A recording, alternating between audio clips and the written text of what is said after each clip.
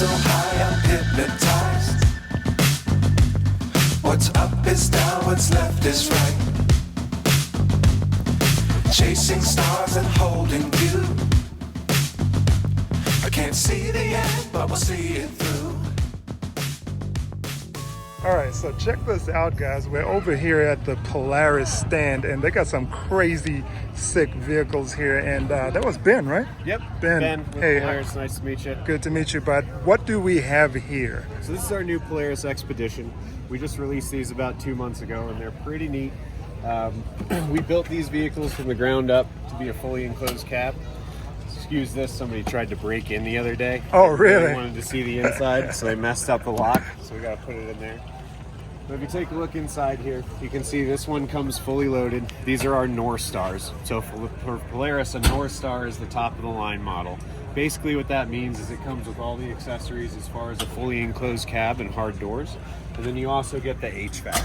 So you have heat, AC, and you have your power windows as well. That's going to be kind of right down in this area. And then you can see your window switches front and rear here. I'll give you a kind of a walk through here, but we changed this layout of this vehicle a bit. So this is actually a 5-seat. Most of our other vehicles of this size is a 4-seat. So you have 3 here. Yeah. You can customize these. You flip them up. You have a little more storage like that. You can fold it flat. And you have a big open bay back here that's about 6 feet long. So you could put a mattress in there and sleep or anything on those lines. Now this vehicle is made to be a little bit larger than some of our others. So that means it carries a higher payload. So for the roof rack, we have the roof tent installed on this version, but just for reference, we work with Rhino rack. And on this one, you could put 500 pounds on the top. Also, you could do 600 pounds in the bed. So it's got pretty big carrying capacity. That's not including your rider weight in here. That's just payloads. So we upgraded our fuel tank. Most of our other vehicles top out around 9 gallons. This has 12.5. We rated it about a 200-mile range. Of course, that's going to change depending on how you drive it. If you drive it really hard on the throttle like a Razor, that's going to go down a bit. If you drive it a little more like an Overlander, when you're kind of creeping through terrain and maneuvering around, that level is going to go up some. But you do have a large potential to go for days at a time and kind of cruise around and explore. Okay. And you talked about payload. Does this tow at all? Yes, it does. So it comes with the tow hitch.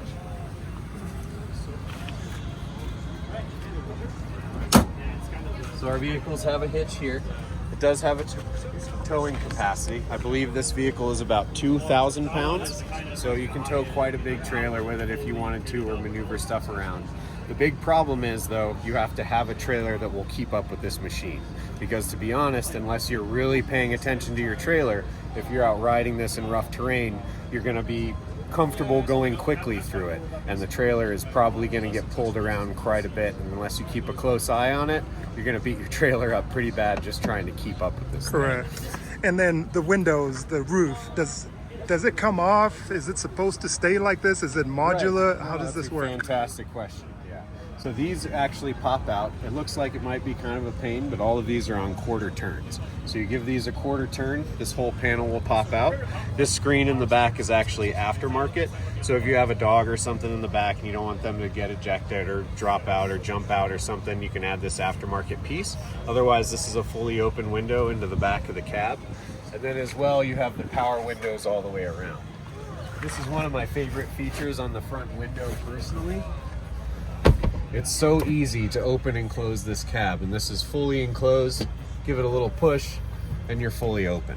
So if you want to ride around and get a little fresh air, but then it gets dusty, then it gets cold, you want to use your vehicle in more than just ideal weather conditions, really easy to block it back in, roll your windows up, pop your quarter turns on, and you're back to a fully... Ben, you also mentioned you've got AC in here, right?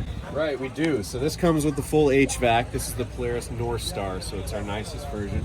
Comes with heat, AC, also the power windows. One great feature that our engineering team let me know about this HVAC is that unlike a lot of other vehicles, it's designed to operate at idle. So a lot of times if you hop in a hot car in a parking lot and you're trying to cool it down, it takes forever to cool down unless you actually get the RPMs up and start driving, and then you get your cold air.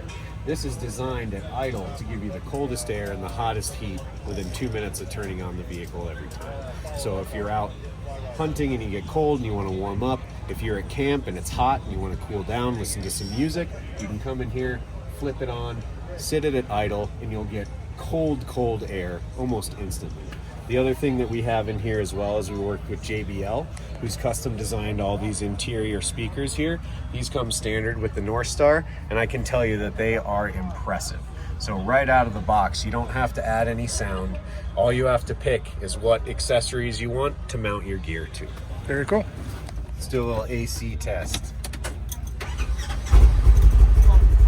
Good exhaust note. Yep.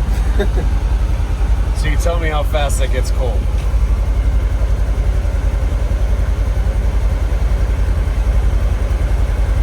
It's already cooler than the outside temperature, right? It's already cooling down, and it's been running for 15, 20 seconds. So you give it 1 or 2 minutes, and it'll start to make your hand uncomfortably cold. And that's just at idle.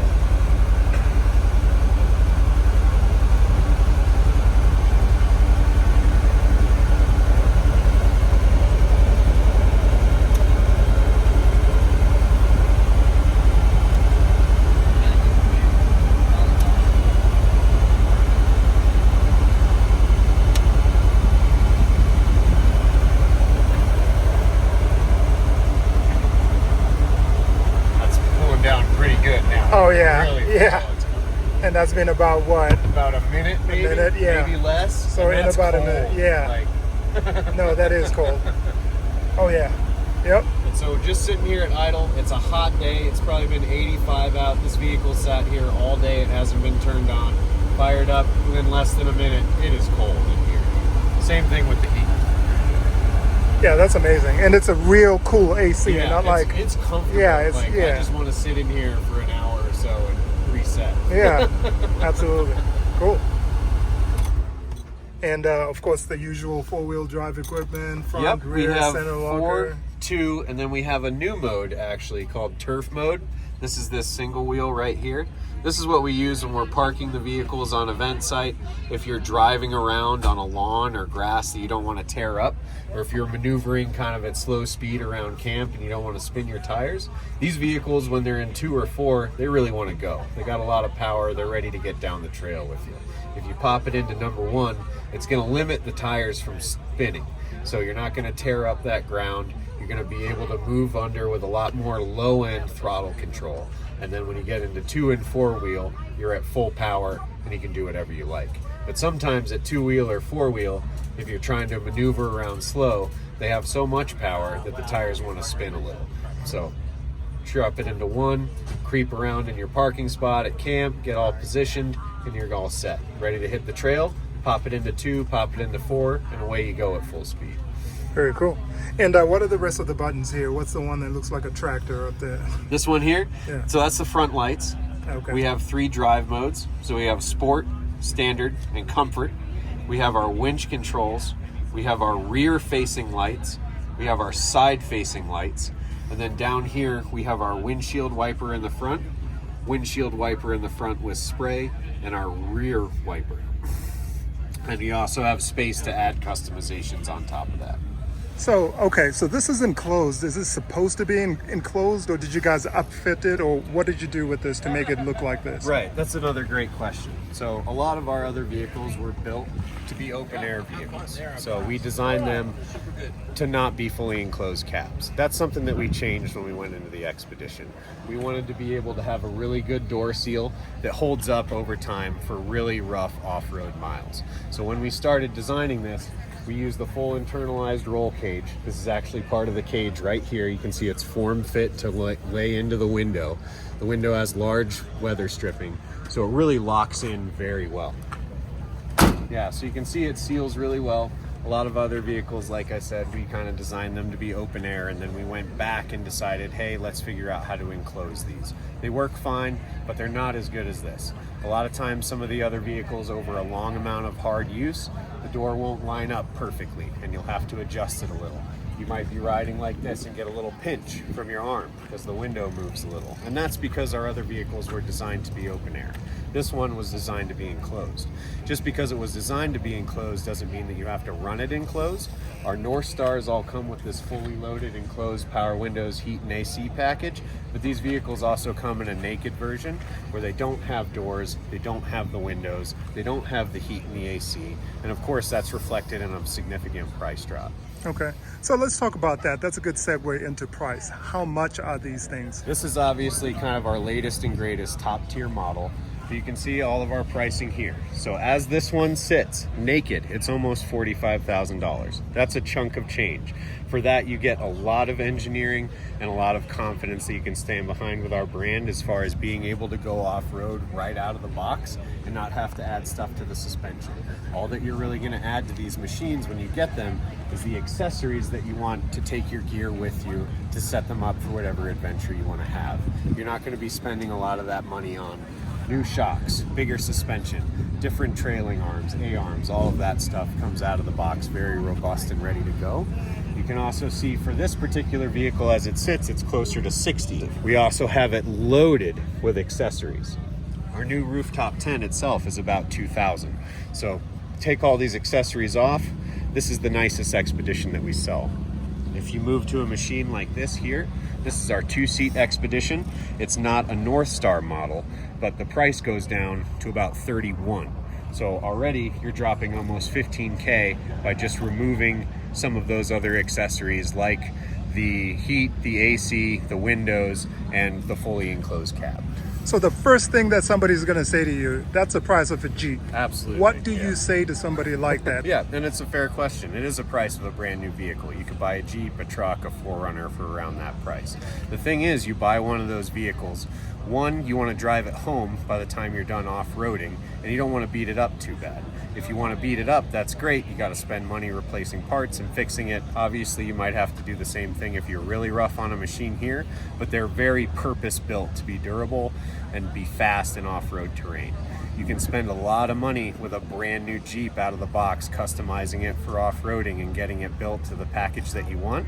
But the reality is every time you go off-roading in a car like that, unless you're building a trophy truck, when you approach rough terrain, you slow way down.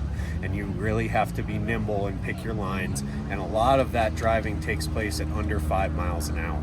Now, when you approach rough terrain in one of these machines, you can approach it much faster and get through it much quicker in a larger capacity for comfort.